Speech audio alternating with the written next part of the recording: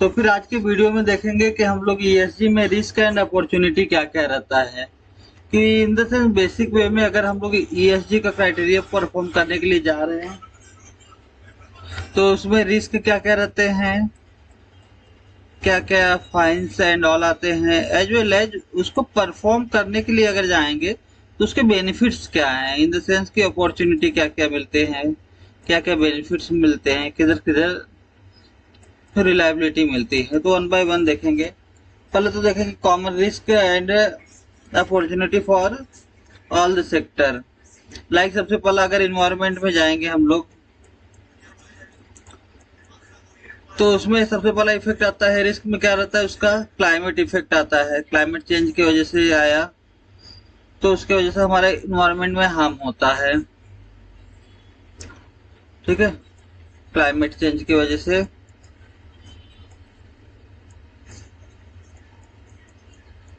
इसका रिस्क किधर आता है, लाइक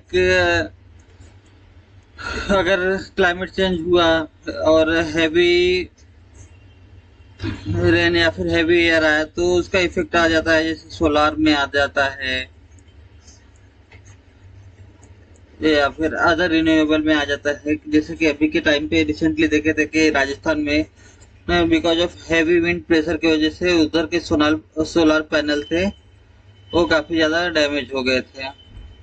ठीक है, इसके बाद सिमिलरली अदर जो एनर्जी सोर्सेस हैं, विंड एनर्जी, उसके ऊपर आ जाते हैं, रिस्क आते हैं। ठीक है, दूसरा चीज है वाटर शॉर्टेज रहता है। इसके बाद वेस्ट मैनेजमेंट इशू आ जाता है कि प्रॉपर अगर रिन्यूएबल एनर्जी प्रॉपर वर्किंग नहीं करेगा तो मैनेजमेंट के ऊपर में इशू आ जाते हैं।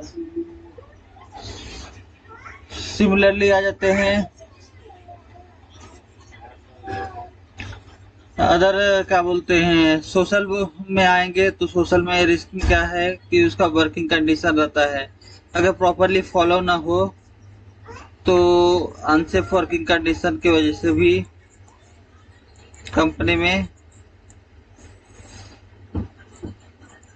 वर्किंग कंडीशन रहता है। इसके बाद में फिर रहते हैं प्रॉपर लेबर लॉ नहीं फॉलो करेंगे। इसके बाद में फिर रहता है कम्युनिटी रिलेशन प्रॉपर नहीं रहे, सप्लाई चेन नहीं रहे, तो उसकी वजह से हैवी फाइन्स आ जाते हैं। तो इसकी वजह से अपॉर्चुनिटी क्या हुआ कि जो रहते हैं हमारे इन्वायरमेंट में रिन्यूएबल एनर्जी का फॉलो करने पे अपॉर्चुनिटी में एक तरीके से देखेंगे तो इनिशियल कॉस्ट जो रहता है वो हाई लगने के बाद में उसका मेंटेनेंस कॉस्ट रहेगा वो लो हो जाता है, और मेंटेनेंस कॉस्ट लो है। दूसरा चीज है गवर्नमेंट सब्सिडी मिल जाते हैं, लाइक रेन वाटर हार्वेस्टिंग के लिए। इसके बाद में फिर सोलार के लिए हो जाता है, सोलार पैनल करने के लिए, इंस्टॉल करने के लिए, या फिर विंड एनर्जी के लिए इंस्टॉल करने के लिए गवर्नमेंट से काफी अच्छी खासी सब्सिडीज अभी के टाइम पे मिलते हैं। ठीक है, सिमिलरली अगर गवर्नमेंट सेक्टर में जाएंगे तो उसके रिस्क में रहता है रेगुलरिटी फाइन, जो कि बेसिक फाइन रहते हैं। अगर प्रॉपर रेगुलरिटी तुम फॉलो नहीं किए तो रेगुलेटरी फाइन,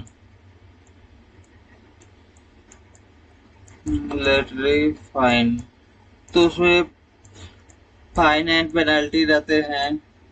इसके बाद में अगर फॉलो नहीं करेंगे तो दूसरा चीज है तुम्हारा जो रेपुटेशन रहता है। काफी सारे जगहों पे, काफी सारे बड़े इंडस्ट्री में देखा गया है कि प्रॉपर ईएसजी एंड कंपनी के नॉर्म्स नहीं फॉलो करने की वजह से उनका रेपुटेशनल डैमेज भी काफी ज्यादा हुआ है।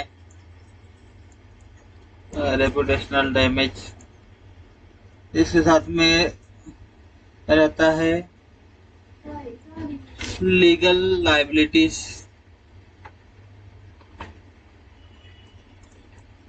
लीगल लाइबिलिटीज की प्रॉपर गवर्नमेंट फाइन के साथ साथ में बाकी सब दुनिया भर के पनिशमेंट्स फाइन भी लग जाते हैं, जो कि एक तरीके से देखा जाए तो ये लाइबिलिटीज ही रहता है।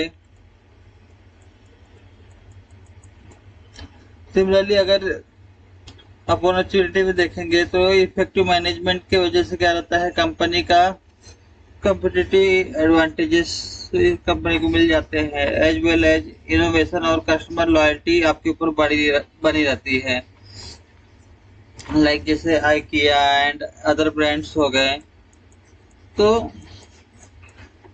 उसके ऊपर प्रॉपर क्या बोलते हैं, कस्टमर लॉयल्टी रहती है।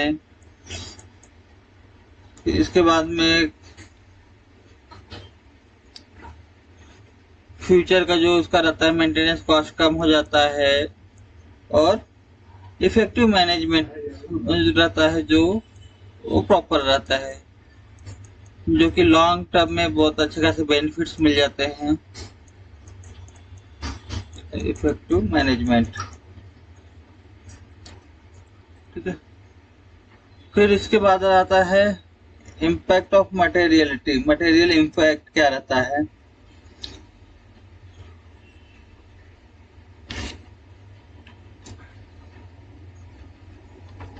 तो इसके इम्पैक्ट देखने से पहले मैं इसको एक तरीके से इसको डिलीट कर देता हूँ अपना।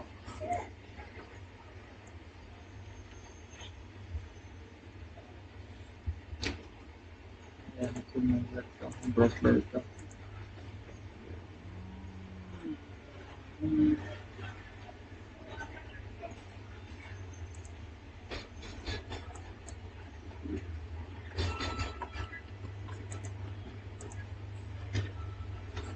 मटेरियल इम्पैक्ट में जाएंगे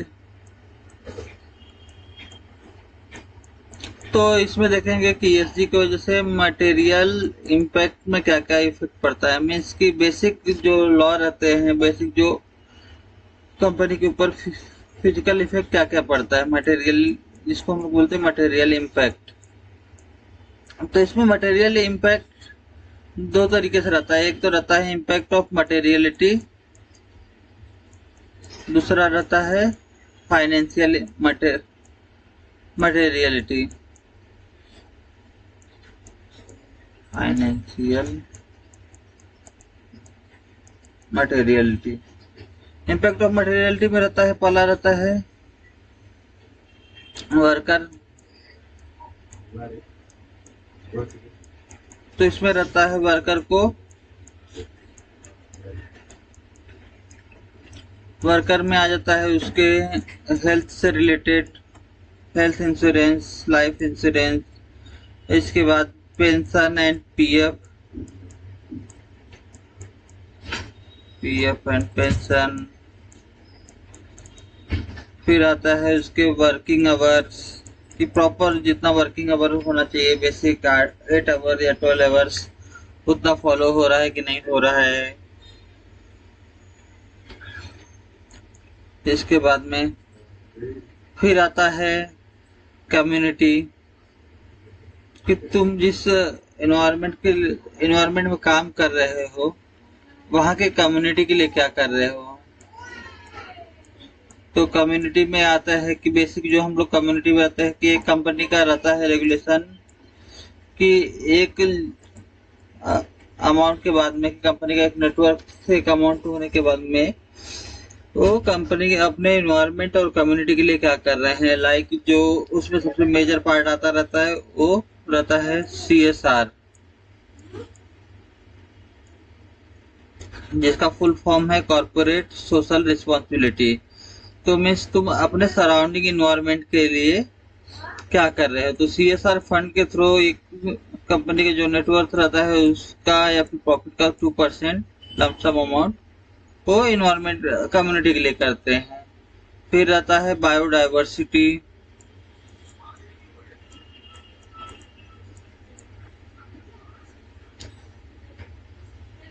बायोडाइवर्सिटी रहता है कि मीन्स तुम इन्वायरमेंट सेव करने के लिए क्या क्या कर रहे हो, like solar panel, wind energy, या फिर water harvesting, rain water harvesting, RWH। Rain water harvesting देखेंगे तो एक तरीके से अपना वाटर रिसोर्स में भी आ जाता है। फिर रहता है कि एमिशन रहता है, एमिशन एंड सप्लाई चेन में रहता है। तो थर्ड जो है वो है एमिशन। तो मीन्स इन्वायरमेंट में जो है हार्मफुल जो गैसेस है लाइक CO2 एंड ऑल, उसको रिड्यूस करने के लिए क्या क्या कंपनी बेसिक प्रैक्टिस कर रही है जिससे वो रिड्यूस हो, लाइक EV हो गया, इलेक्ट्रॉनिक व्हीकल का यूज रहे डेली मोबिलिटी में, फर्स्ट स्कोप सेकेंड स्कोप में। इसके बाद में फिर इन्वायरमेंट से हो गया, फिर क्या बोलते हैं, देखा जाए तो अपडेटेड मशीनरीज रहे,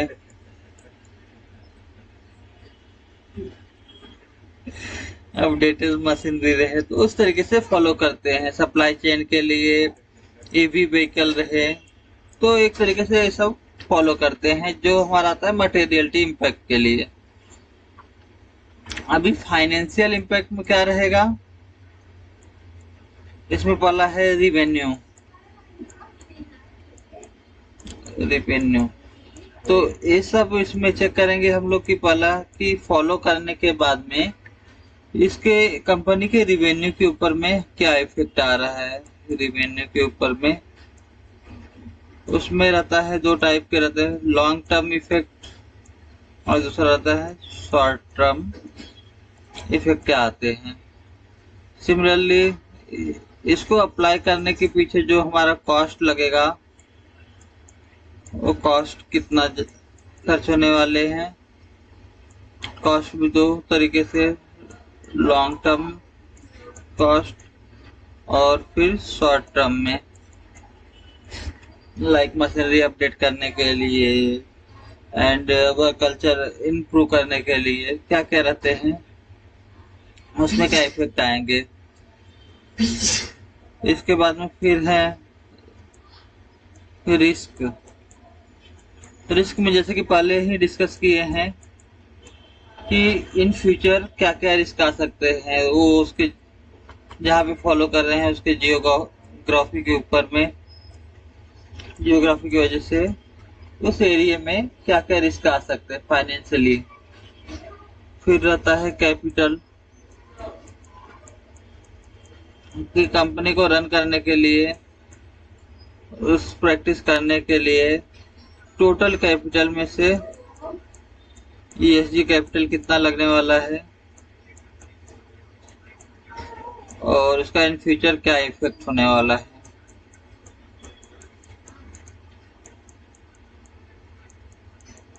एंड फिर लास्ट बट नॉट लीस्ट और आता है रेगुलेशन।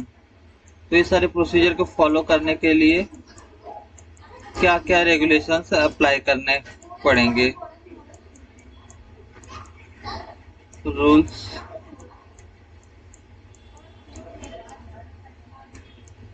And loss. तो ये सब चीजें वन बाय वन हम लोग आगे के वीडियो में देखेंगे। तब तक कि आप बने रहिए। Thank you for watching this video. मिलते हैं नेक्स्ट वीडियो में।